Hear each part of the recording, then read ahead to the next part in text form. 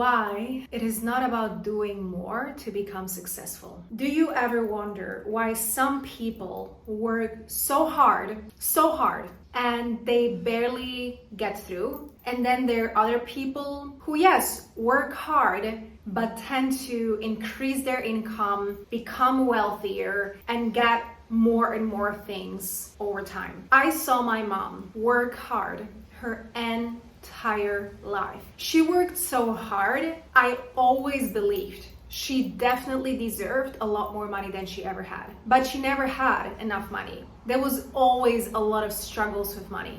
Money was the root of all problems in her family, in discussions with other people. She learned early on that money doesn't grow on trees. And obviously money doesn't grow on trees, but because she has learned it and money has always been a problem, she was repelling money. She never had enough of it. She became so independent and so hardworking and so disconnected from her body, her intuition, what her body was telling her, that no matter how hard she worked, it was never enough that she was earning from the jobs that she had. And so I asked myself, why is it that some people work so hard and some people, they work hard, but they have it all? And one thing that truly helped me understand this is when I realized that I was slipping into the same mindset as my mother. Obviously, I'm her daughter. She has literally shown to me how it's done, and I have started to become the same. I fell into the trap too of working hard, giving it my all, just to realize it wasn't reaping its effects. It wasn't creating the life that I truly wanted. I had to decide to shift. I shifted what I was believing. I shifted who I was being, and I created my own business. Within a couple of months, just a couple of months, my business exploded and I made more money than I could have ever dreamt of. I honestly couldn't believe it, and I remember sharing it with my mom and she couldn't believe it either. Now, was it the hard work? Yes, I worked hard, but there was another piece to why this happened. I decided to change the way that I viewed myself. I decided to not bring my past with me and not let old belief systems from my family and my past dictate my life. I have decided to change the way that I view the world, because my mother viewed the world as a tough and hard place. The universe was showing her that life is tough and hard, and you gotta grind. I have decided that this is not going to be my life. I always wanted to have a business. I wanted to be flexible. I wanted to travel the world.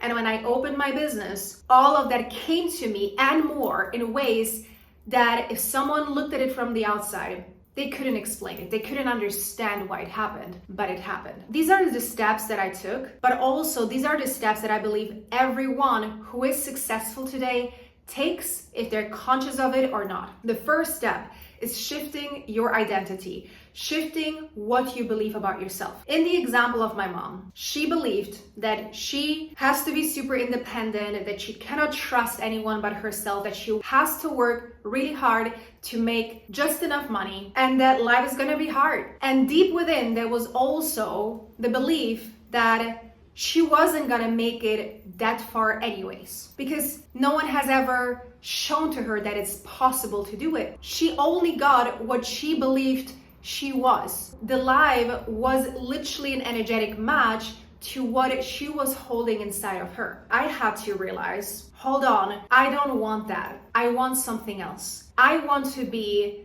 a match to the wealth and abundance in my life. How? I don't know. But I have decided to shift the way that I view myself. I decided that I wanted to become the person that gets all of those things easily, where life just works out for me magically in ways that I couldn't explain, where things just fall into my lap. And obviously they don't fall into your lap because there's still a lot of going on in the back end. But I wanted it to feel this way. I wanted to have an easy life where life is easy and flowy and not the tough grinding life that was gonna make me burn out. I realized that in order for me to change my life, I had to shift my identity, and so I did. So that is the first step that I took in changing my life. The second step I took was to change my beliefs. And now identity and beliefs are very closely tied, but the beliefs was another important piece that I had to change. I had to realize what were the thoughts I was thinking every single day. What was I thinking? And the thoughts that I was thinking were creating feelings and were creating the actions that I was taking.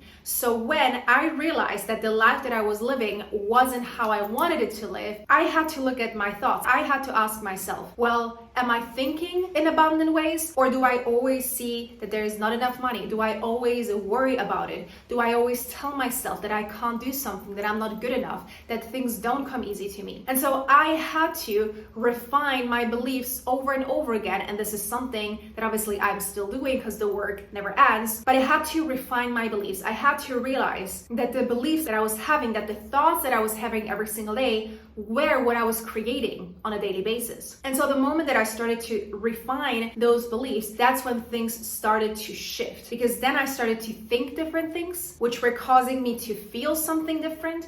And those feelings were making me do different things. One of the things is being courageous, doing the thing that scares you, going for the thing that you were unsure about, but somehow intuitively you're like, I need to do this. Doesn't make any sense, but I'm gonna do it because I'm about to create the life that I truly desire. So I had to really become very honest with myself in this process and not find quick fixes. I feel like in a world like today, we like to look for the quick fixes. The deeper stuff, if we don't look at it, we will not be able to work through it. You can have as many energetic breakthrough session as you want, but if you still think of yourself as not good enough, well, this is what the universe will still show you. Realizing that, understanding that is incredibly important. And then the third piece was to stay consistent. The truth is most people are not consistent. Most people start something, they do it because they want the results, and they don't get the results yet, and then they stop and they're like, well, I did it for 2 weeks. I went to the gym for 2 weeks and I still don't have any muscle. But just how you go to the gym for weeks, months, and sometimes a lot longer at a time for you to see the results, that's how this also works. When you stay consistent, eventually there's going to be a compound effect, an effect where things will just start to move quicker and quicker and quicker, and all of a sudden your whole life change in front of your eyes. But in order for that to happen, you gotta stay consistent and you gotta do the things that scare you. The fourth piece is connecting with your feminine energy. Now, it doesn't matter what you identify as, we as human beings have both feminine and masculine energy. These energies, in a very easy way to describe them, is the masculine energy is the very like go-getter, doing, achieving energy, whereas the feminine energy is the receiving, the flowing, the resting energy. We need both. In order for us humans to be healthy and achieve the things that we want, we need both energies. Both energies work like yin and yang together. They're balancing each other out. Now, if you're just in the grinding mode, in a very masculine energy of doing, but not seeing the results that you want, it's because the feminine energy is lacking. The feminine energy is where your intuition comes in of, okay, let's think about business decisions. Which business decision should I make today based on what my intuition is telling me?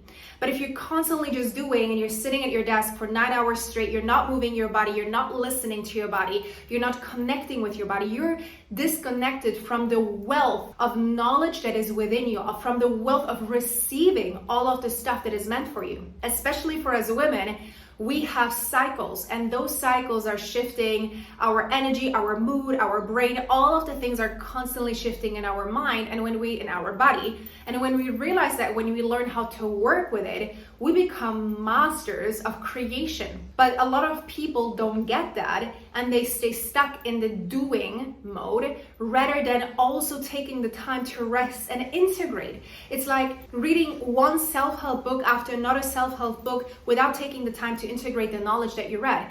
Then a self-help book, reading one, is not going to do anything to you. When you read a self-help book, you want to take time to integrate the knowledge. You want to take time to think about it. You want to take time to apply it to your own life. Just like you watching this video, when you stop this video and you go back to your regular life, you haven't learned what the message of this video is. So when you finish this video, I want you to take at least 5 minutes to think about, okay, how did this apply to me now? How can I start to change things in my life so that I start to create the life that I desire, rather than jumping to the next thing, right? And so this is another important piece that I feel like a lot of times is missed, because we live still in a world where it's very hustle and grind and doing and achieving and blah, blah, blah. And that is important. It's going to happen, but it's going to happen quicker and healthier if you bring in the feminine energy part as well. Now, I will be be doing a 2-week 4 live sessions program called Dream Life, where I will show you, as the name says, how you can create your dream life the feminine way. This program is only $49. It's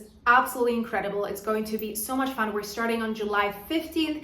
You can sign up to this program by clicking on the link in the bio, or even just find out more information if you need to. And if you enjoyed this video, please let me know down below. Give me a thumbs up, subscribe to the channel. In any way, contact me or just connect with me. I love to connect with you. Sending you so much love, and until the next time, bye-bye.